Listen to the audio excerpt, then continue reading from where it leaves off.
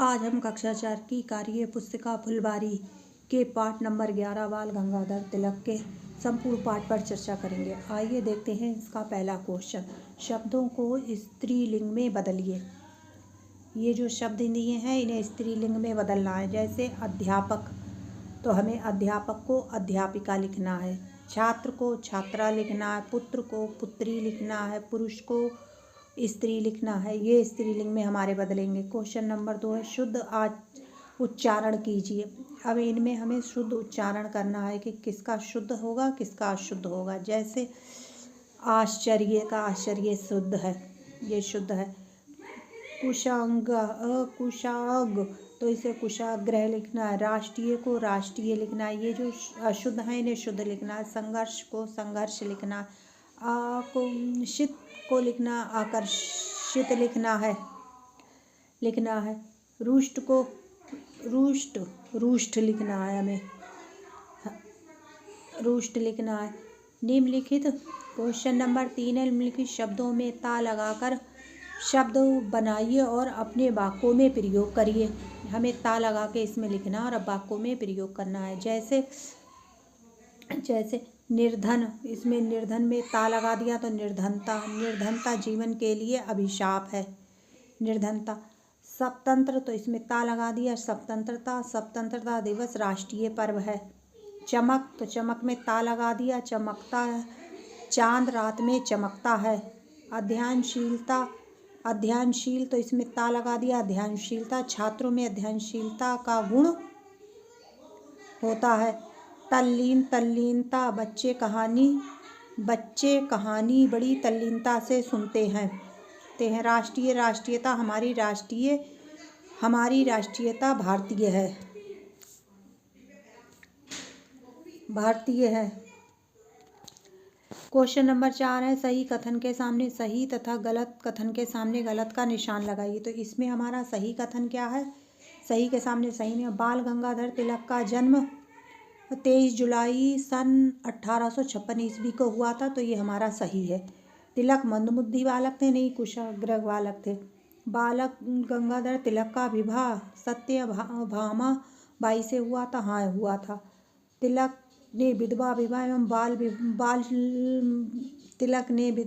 विवाह एवं महिला शिक्षा पर विशेष जोर दिया, हाँ दिया था, ये भी सही है।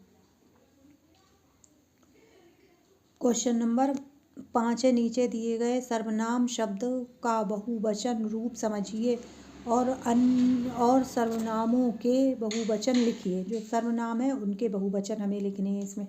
जैसे सर्वनाम शब्द ये है, सर्वनाम शब्द बहुवचन, वो का बे हो जाएगा, ये का ये हो जाएगा, उसका उनका हो जाएगा, मेरा का हमारा हो जाएगा, किसका का किनारा हो जाएगा, उनका उसका का उनका हो जाएगा। ये बहुवचन है।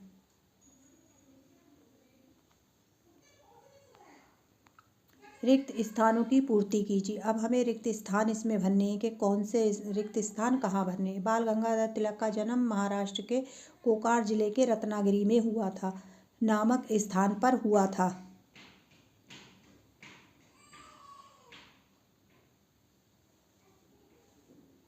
नामक स्थान पर हुआ था।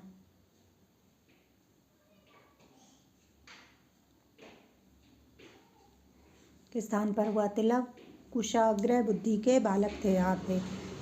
तिलक शिक्षा को स्वतंत्रता का आधार मानते थे। तिलक ने जेल में 3 पुस्तकों गीता रहस्य, ओरियन और मार्केटिंग होम इन वेदाज की रचना की।